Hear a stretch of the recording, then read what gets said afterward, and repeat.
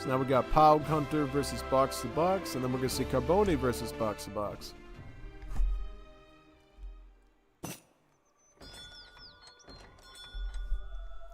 GG. Shouldn't it be good luck? Why are you saying GG already? You think you're going to win? Think you're going to win? Nah, we'll see. Alright, so box2box is the French, and PAWG Hunter is the British. So we got British versus the French. Always a tough one to call, you know? Brits certainly get the huge economic advantage with their manor house boom. But hey, the French got the CBD villages as well, so their villages have a better gather rate overall. And not only that, French can get some pretty powerful cards, especially if they get into age 3. They can throw the British off a bit, I would find. Oh yeah, no, it's true. Definitely is factual. And I think one thing that the French can do against the Brits as well, French can definitely handle a musketeer rush initially themselves, so that they can pressure the Brits with their own muskets, and it's a little bit more even, you know what I mean? Until the Brits maintain that villager advantage enough that they can actually go to like double barracks or triple barracks, then it goes more on the Brits side. But at that point, if you know what you're doing as France, you should usually be able to get to Fortress Age and add Skirmin and change up the dynamic a bit, yeah. Because I feel like the differences between going with Abyss and skirmishers against the Brits, if you can get a good mass of skirms, it's a lot scarier for the British to deal with, because instead of having a few high damage units with the Abyss gunners, you have like a big swarm of skirmishers there, so it forces the Brits to do a lot more fighting against it, and just, I don't know, it just feels like it's a bit of a scarier threat, personally, yeah. So, alright, so French getting out their 3 CBD card. Brits getting 3 settlers. Yep. Same deck, right? No, it's somebody else. it's not Carboni, it's MH Greed. So he's going for, he's got both cavalry cards. He's got the HP and the attack. He's got a fort. He's got a fort in there. He's got 2 musket hussar. He's got 3 rocket. Okay. I don't think he'll go that far, but who knows? France. He's got his crossbow hussar, create CBD. He's got his wilderness warfare there in H3. He's got Kilizeh, 4 hussar. 4 hussars, skirms, dragoons, falcons. Why is he running this? I think he would rather want like 7 skirms, personally. That seems to be the popular choice. I feel like Hussar is a bit underwhelming there for Hussar compared to 7 Skirm. Because Skirm is really, he made too much Joe Rogan. I made too much Joe Rogan, yeah, I bet. Oh, man. Alright, so France going up with the Core Master there. Around this stage is France. You got to get your vills on the wood. And you got to build yourself a Mikado. Go for hunting dogs, go for placer mines, and try to get steel traps right out of the gate once you hit age 2. Because really, if you're going to beat the British with their manor house advantage, you've got to get your market tax, because French villagers have a higher base gather rate than the British settlers, and if they can get their market tax quicker, it means that their gather rate is going to be exponentially higher individually than the British villagers, and they might be able to stand a chance against them, yeah. But that being said, Brits are going to get their own market tax, they're going to pick up hunting dogs, most likely, and they're also going to get gang saw. Because gang saw improves wood production, and wood production leads to more manor houses, folks, right? So you don't want to just be stuck here with only 4 manor houses. Eventually, you're going to want to get, like, usually around mid-age 2, people have like 11 to 14 of them, depending on how skilled the British player is. And that's literally equates to like 11 to 14 extra villagers on the map, bringing in resources. It's no joke. It's quite powerful. It's not easy, man. So, yeah, quite interesting. Yeah. Yeah, let's see what happens here with this outpost. Yeah. Okay, so this is another reason why the Brits go with the governor age up.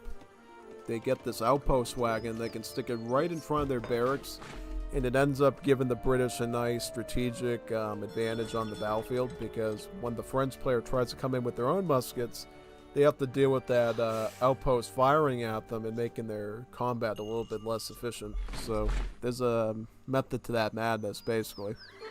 And also the fact that Brits don't get quartermaster themselves for obvious balance reasons, right? It'd be like giving the Brits another 2 to 3 extra free vills too, which would be crazy. Yeah. Steel traps coming in for the Brits right now, actually, so you can maintain musket production. French, what are French gonna get? So French again, houses, right? They're picking up their 700 wood right now. Okay. So is he gonna? Yeah, he's probably gonna have to go like double barracks, right? Got barracks there. And what is he gonna follow up with after that? I don't know exactly. We'll have to see what he gets after that there. Watch out here. The vills are being attacked. I am sorely grieved. I may not steer up.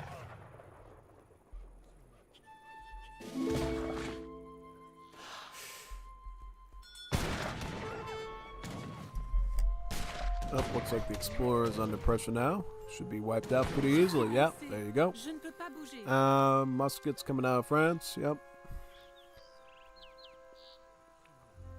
Picking up the wood surely but slowly.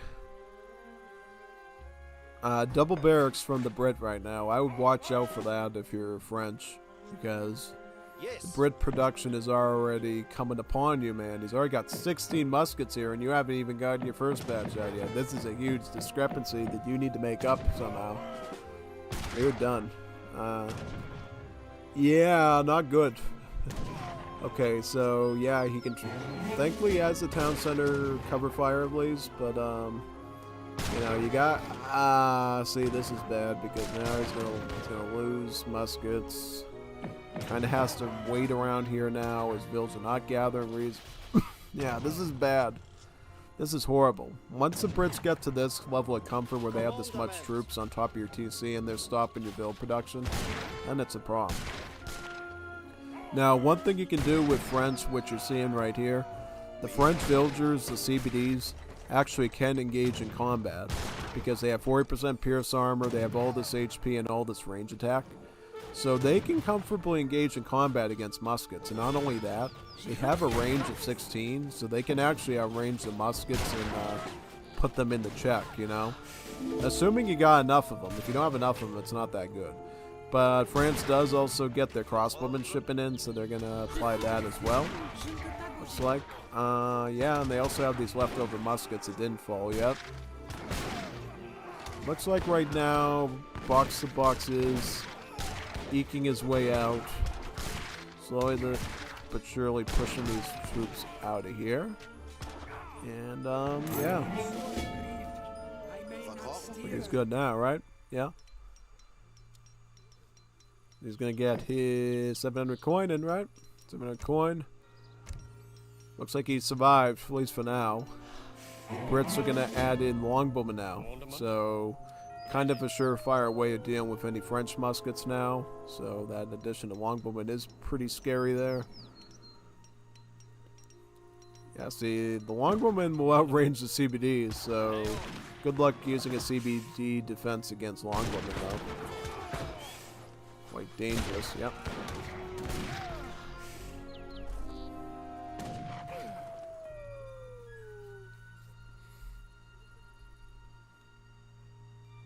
Oh man, more muskets coming in?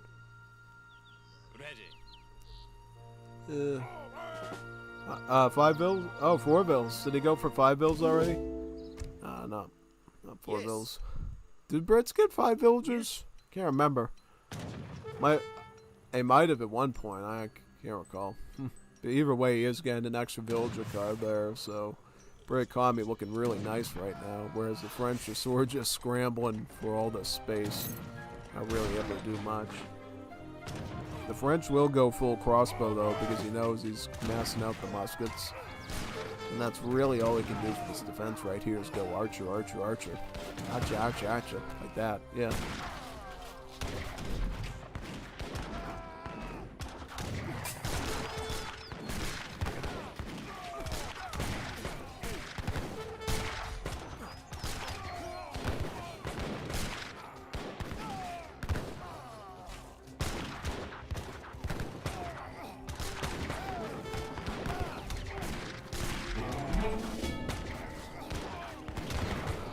Oh man, look at that. Not good. When you're forced to fight with all villagers, it can get a bit dicey. Yeah, most definitely. How many crossbowmen is he on? It's got enough. I mean, you could probably draw this out a bit longer, but honestly, because the Brits, this is how you have to look at it from a map control perspective.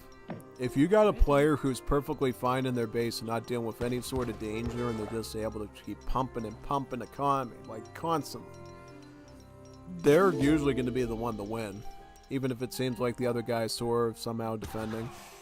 Yeah, but now it doesn't look like he's defending anymore, because look at this man, some muskets right here. He's just able to creep right on top of the crossbowmen and just nuke them.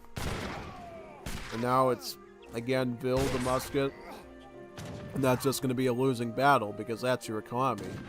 You can't afford to treat them like regular military. They're only there as a support. Once that becomes the backbone of your army, you're done. You're toast. You're Texas toast there, man. It's not good. Absolutely bad. Yeah, no. GG. Yep. Saw that coming.